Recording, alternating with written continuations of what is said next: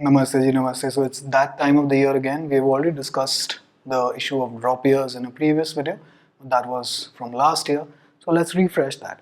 I'm going to give you the negative side. I'm going to give you the positive side of a drop year, and then leave you as the judge of whether you want to consider a drop year or not. This is merely a fact check from both the sides of the story. Now, we're going to start with the negative side, that why you shouldn't take a drop year, and then why you may just decide to take up a drop year and what are its advantages. And again, it's your life, you're free to do what you want to do. Now, let's start from here and then we'll jump on over here. 2020 is one prime example. So last year also I mentioned this, that what if the pattern changes? Here is the clip. But who knows what happens next year? Are you sure that they will not change the format? What if the things that we are relying on, the factors that we think that we have all figured it out, what happens when they change, right? So 2020 doesn't give you a very prime example why you need to have a backup plan in life. Nothing pretty much will give you this sort of an example. And let us say now next year, obviously the pandemic won't be there first and foremost. The pattern is not going to change again. But something may just happen on the personal front. May, God forbid that it happens, but it just may happen on the personal front that you just get very ill right before the examination, or something happens in the family due to which in the last 2 to 3 weeks your mind completely shifts its focus from the exam and you're not able to take the exam. And this is not me scaring you. This is just a possibility that you need to keep in mind. It doesn't happen, it's great. It doesn't happen with at least 99 out of 100 people, but that one person always takes a hit. जिसके ज़्यादातर जो कहता है कि मेरी किस्मत ही ख़राब है और मेरी राहु केतु शनि ही ख़राब है. Alright, 2020 discussed the new pattern serves you as an example. Now the trouble with the new pattern, especially when we're considering the CLAT, the new pattern doesn't exactly require, let's say, an year of prep, because what exactly will you do for a year?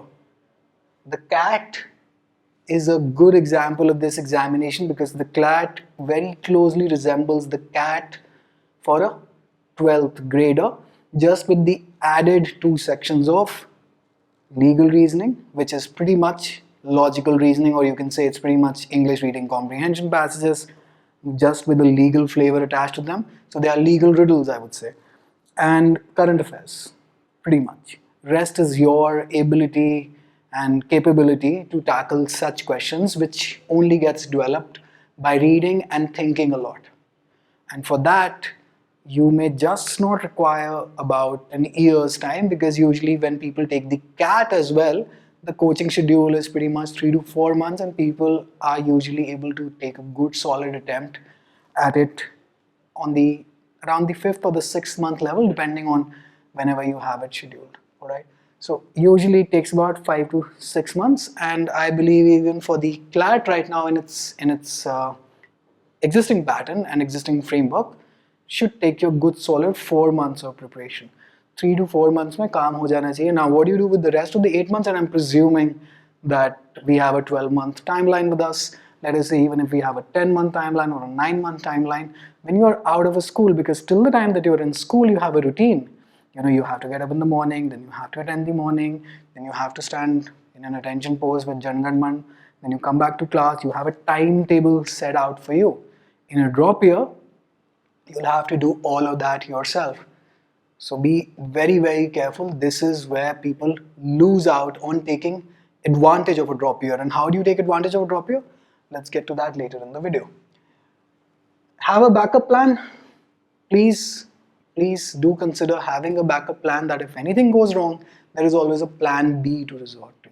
And if you need proof of this, you can go to the previous year's video and check out the comments there. Because usually, you see, when in our momentum or in our josh, we take a decision, हाँ भैया हम तो drop year लेंगे और देख लेंगे. And then within 2 to 3 months, when that momentum dies down, you know, you're just thinking, yeah, I should have taken an admission, at least I would have been in a college.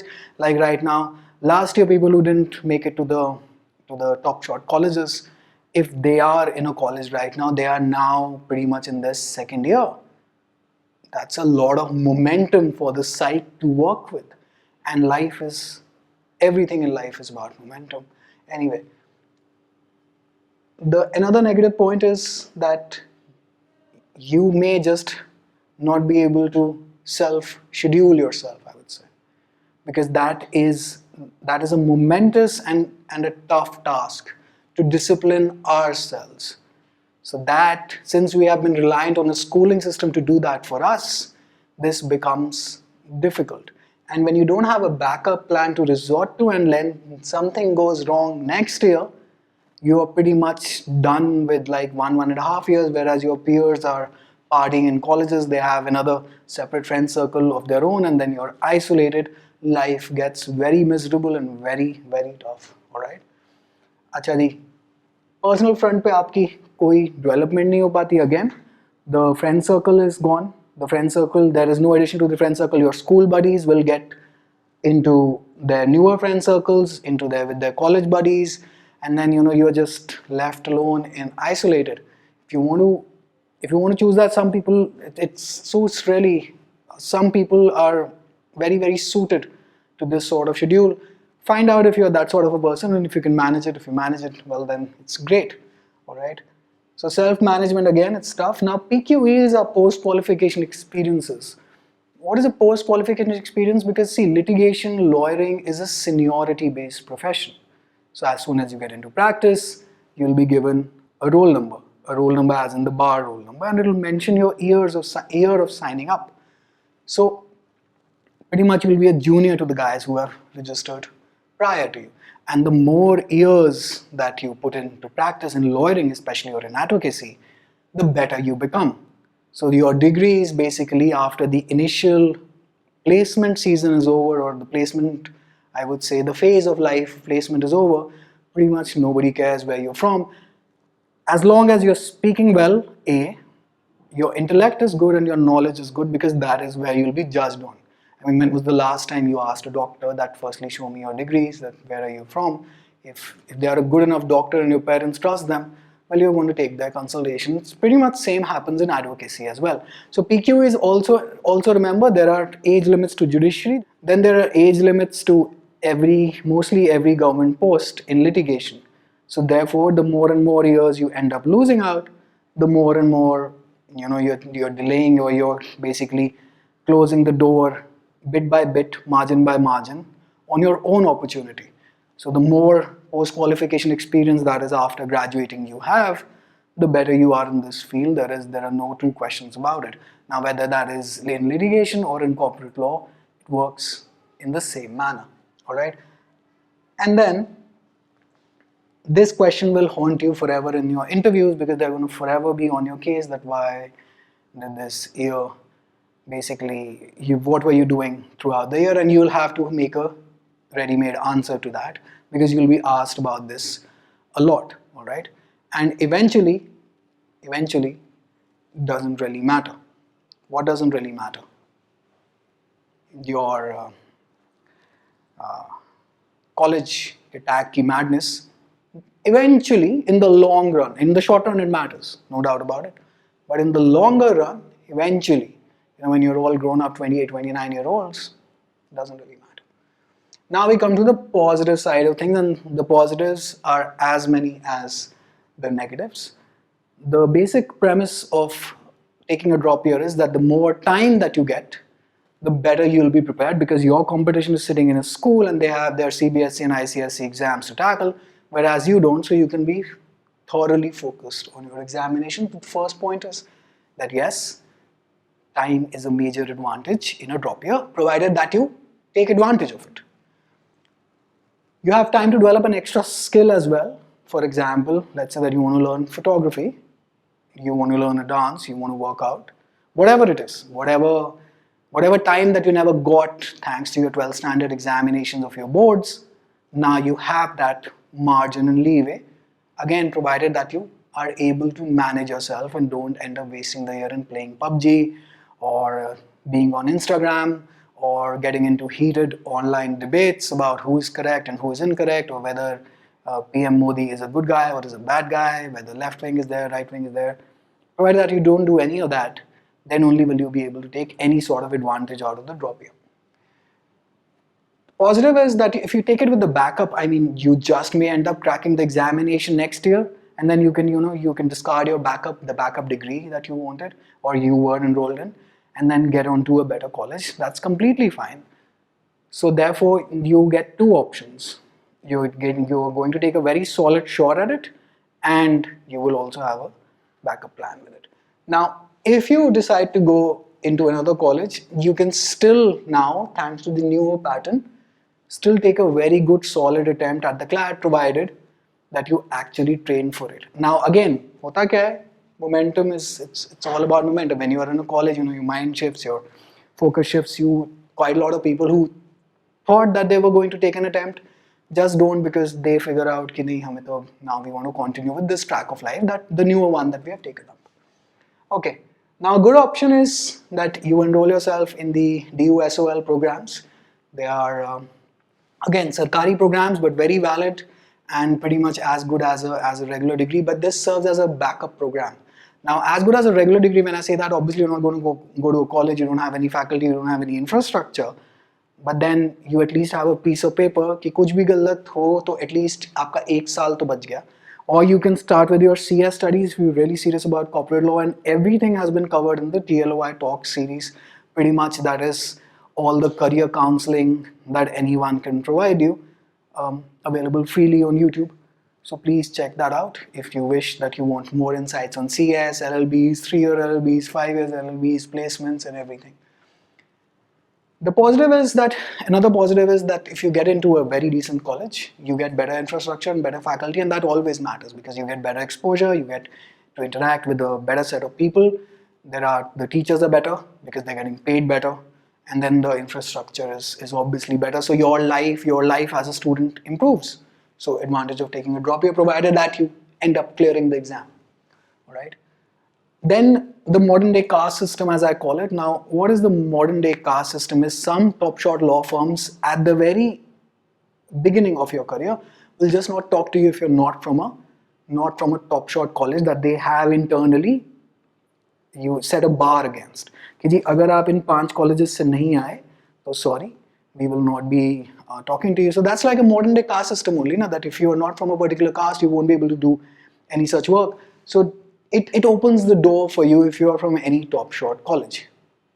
Eventually, in the longer run, it may just not matter, but initially, to get placement at those very tiny, minute number of law firms, that is an advantage from being from a top short college.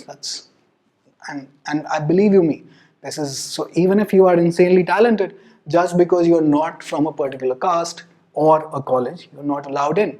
That's a modern day caste system that we have built. So you'll get an advantage here, again provided that you are able to actually crack the exam. You'll get time to read more. Now if you get time to read more, reading makes you better. That doesn't mean that all your life should be spent on reading books and not actually practically doing anything. But if you get certain time, let's say you get an additional 1 to 2 hours daily of reading, your English becomes better, your comprehension becomes better, your logical reasoning becomes better, so quite a lot of things become better.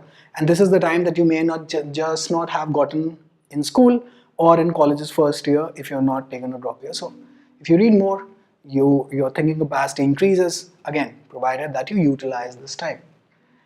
Let's say that you enroll in a diploma and then it's a 1-year diploma right after your 12th, or you clear CSK foundation wala program.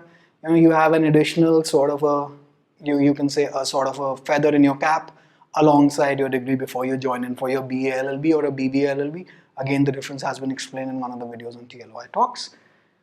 And then you become better overall. I mean, you're working out, you have time to even ponder about yourself, you have time to do self-contemplation, you become better overall. So these are the advantages of a drop year.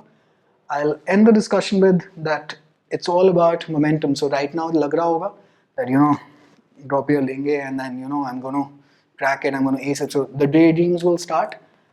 Eventually, the proof is eating the pudding. The proof is in eating the pudding. You can go to the older video, you can check out the comments, because everybody starts out on that track only. And a very, very tiny minority are able to self-regulate themselves to actually extract out a benefit from a drop year, and I have messages from hundreds of students who were planning to take the CLAT this year but went into a college of not exactly their choice, but they're pretty happy with it right now. And they're pretty much well settled now, almost in the 2.25 years of their law degrees, and they're set for life. So, whether you take this approach, whether you take that approach, self-management is of crucial essence. There is nothing like whether you should take a drop year, whether you should not take a drop year. Like for example, I know of a person, is a student who, thanks to her personal reasons, will be taking a drop year this year. But then she has a habit of sitting at the library for 6 to 7 hours and is a very diligent and intelligent student. But thanks to her family troubles, she couldn't really take a very valid shot at the exams this year. But I pretty much know that she'll be able to self-regulate and self-discipline herself. And that is of key essence. And therefore a drop year is really suitable for her. So it all depends on our personality type. Remember, there is no panacea in the world that is like a one-size-fits-all solution to all of these problems. It all depends on you. So now whether you take this approach, whether you take that approach, my personal, very, very personal opinion is to always have a backup plan in life, because life can take. Abhi just the IPL match happened, right? Tewaitiya's innings, if you've seen it. That guy was like 13 off of 21 or 22 balls and then hit 30 runs in 1 over and turned the match around. Life also can either change for the positive or negative in one snap. So if it hasn't happened to you yet, there's no guarantee that it may just not happen tomorrow, that life will not change in like one instant or whatever it is. So please be careful with taking your life decisions, and try to listen to your parents as well, because parents know a bit better, no matter how much we may think that they are incorrect, but they just know a bit better because they've been through the very same phases of life, and I've seen hundreds of people go through the same phase, so their observation skills are slightly better than us. So they have much more experience and they know you better than any career counselor, better than any YouTube guy, better than any teacher will basically be able to know you. So they know you better. Whatever they consider their opinion. I'm not saying that you follow them blindly as well, but do consider their opinion. They're not fools as much as we like to believe, but they are not incorrect and they know you better. So they know which approach will you be able to handle, because they have seen you. They've seen you for the past now 17, 18 years or 22, 23 years if you are in the 3-year side of things, and then they'll be able to tell you better, all right? So instead of spending an exorbitant amount of money in talking with the career counselors, actually the career counselor is sitting at home. Talk with them. I'm sure that they'll be able to, because they are the only people on this planet who actually want the best for you, right? You will rarely find people who will get happy with your success or want the best for you, all right? So that's pretty much it. Now that's another episode of Drop Years done. Again, TLOI Talks contains everything. Take care. Wishing you all the best. Bye.